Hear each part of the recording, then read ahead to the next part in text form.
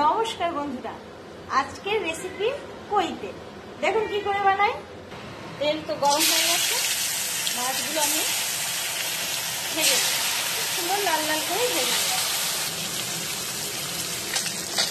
মাছগুলো কিন্তু বন্ধুরা খুব সুন্দর লাল লাল করে ভেজে নিয়েছি। এই যে মাছগুলো ভাজা হয়ে গেছে, দেখুন পেঁয়াজ, আদা, কাঁচা লঙ্কা, জিরে, রসুন সব কিছু একসঙ্গে পেস্ট করে দিয়েছি, সেটাই আমি দিচ্ছি। এবার একটু হালকাভাবে বন্ধুরা কষে দিই।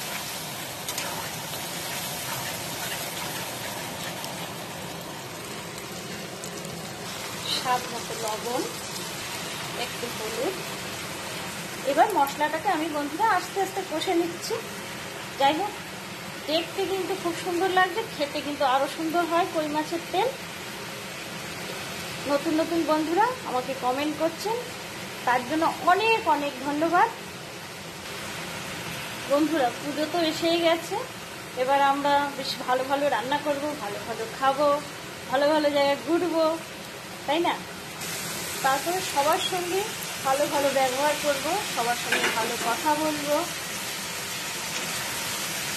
নতুন নতুন বন্ধুদের পাশে দাঁড়াবো।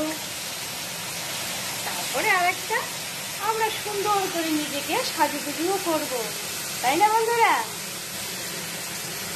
সামান্য একটু গরম মশলা দিচ্ছিলাম।